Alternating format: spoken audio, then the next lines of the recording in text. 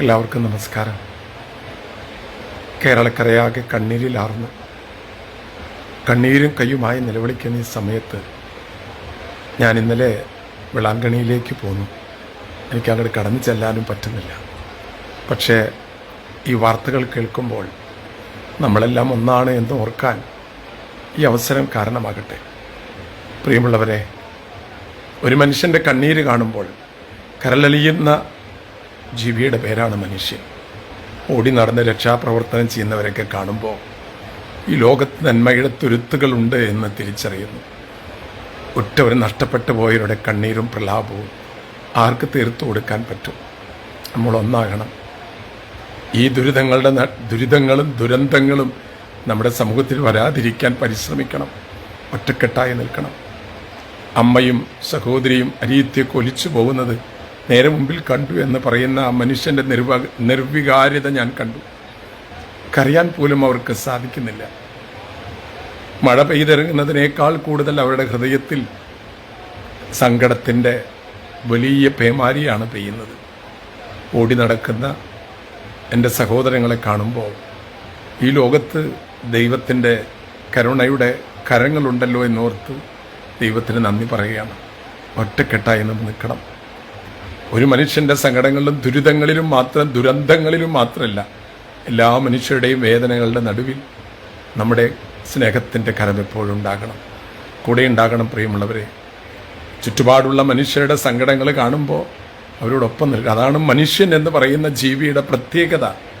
ഓടി നടക്കുന്ന എല്ലാ സഹോദരങ്ങൾക്കും വേണ്ടി പ്രാർത്ഥിക്കുകയാണ് ഞാനിവിടെ വെളാങ്കണിയിലായിപ്പോയി. ഇന്നലെ പോന്നതാണ്. ഇവിടെ ചൂടാണ്. പക്ഷെ നമ്മുടെ നാട്ടിൽ അനുഭവിക്കുന്ന ദുരിതങ്ങളും വേദനകളും കാണുമ്പോൾ ദൈവമേ, നിന്റെ നാടെന്ന് പറയുന്ന ദൈവത്തിൻ്റെ നാടിനെ രക്ഷിക്കണേ. ജീവിതത്തിൻ്റെ സങ്കടങ്ങളുടെ വേദനകളുടെ നടുവിൽ എല്ലാം മറന്ന് എനിക്കെന്ത് നഷ്ടപ്പെട്ടാലും അവരെൻ്റെ ജീവനെ സംരക്ഷിക്കാൻ, അവനെ ചേർത്ത് നിർത്താനുള്ള മനസ്സ് കാണിക്കുന്ന ഈ മലയാളികളെ അനുഗ്രഹിക്കണമേ എന്ന് ഞാനിവിടെ ഇരുന്ന് പ്രാർത്ഥിക്കുകയാണ്. നാളെ ഞാനിവിടെ നിന്ന് പുറപ്പെടുകയാണ്. മഴ നിൽക്കട്ടെ. നമ്മുടെ നാട്ടിലെ എല്ലാ മനുഷ്യർക്കും സന്തോഷവും ശാന്തി ഉണ്ടാകട്ടെ എന്ന് പ്രാർത്ഥിക്കുകയാണ്. നമ്മൾ ഒന്നാകണം പ്രിയമുള്ളവരെ.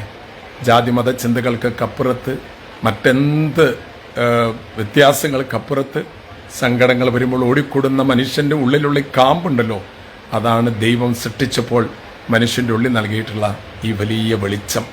ആ വെളിച്ചം കാണുമ്പോൾ ദൈവത്തോട് നന്ദി പറയുകയും, ദൈവമേ, രക്ഷാപ്രവർത്തനം ഏർപ്പെട്ടിരിക്കുന്നവർക്കെല്ലാം അവർക്കതിൻ്റെ പ്രവർത്തനം കൊണ്ട് അനേകരെ രക്ഷിക്കാൻ, മണ്ണിൽ ആണ്ടുപോയ ജീവിതങ്ങൾ പെട്ടെന്ന് ഓർക്കാപ്പുറത്ത് സംഭവിക്കുമുണ്ടാകുന്ന ആ ആഘാതം എങ്ങനെയാണ് ഇനി ജീവിച്ചിരിക്കുന്നവരെ താങ്ങുകയെന്നറിയില്ല.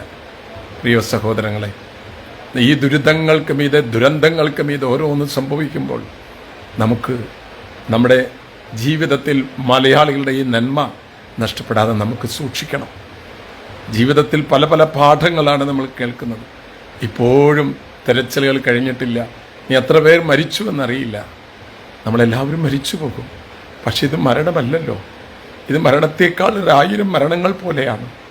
അപ്രതീക്ഷിതമായ സമയത്ത് ഉറങ്ങിക്കിടക്കുമ്പോൾ ജീവൻ എടുത്തുകൊണ്ട് പോകുന്നത് പോലെ പോകുമ്പോൾ ആ കുടുംബങ്ങൾക്കൊക്കെ വേണ്ടി ഞാൻ പ്രാർത്ഥിക്കുന്നു. എന്നെ കേൾക്കുന്നവരൊക്കെ മറ്റുള്ളവരെ ആശ്വസിപ്പിക്കാനുള്ള എല്ലാ വഴികളും നോക്കിക്കോളും. സമ്പത്ത് കൊണ്ടോ, സമയം കൊണ്ടോ, നിങ്ങളുടെ അറിവ് കൊണ്ടോ, നിങ്ങളുടെ കഴിവ് കൊണ്ടോ, നിങ്ങളുടെ വിദഗ്ധ ചികിത്സാ സൗകര്യങ്ങൾ കൊണ്ടോ ഒക്കെ നമുക്ക് ഒറ്റക്കെട്ടായിട്ട് നിൽക്കണം. നമ്മളെല്ലാം മലയാളികളുടെ നന്മ ഹൃദയത്തിൽ സൂക്ഷിക്കുന്നു എന്ന് നമുക്ക് പ്രഖ്യാപിക്കാനുള്ള അവസരം കൂടെയാണ്. വയനാട്ടിൽ എൻ്റെ പ്രിയ സഹോദരങ്ങളെ ഓർത്ത് ദൈവത്തോട് പ്രാർത്ഥിക്കുന്നു. നിങ്ങളുടെ ദൈവം കാത്തു പരിപാലിക്കട്ടെ.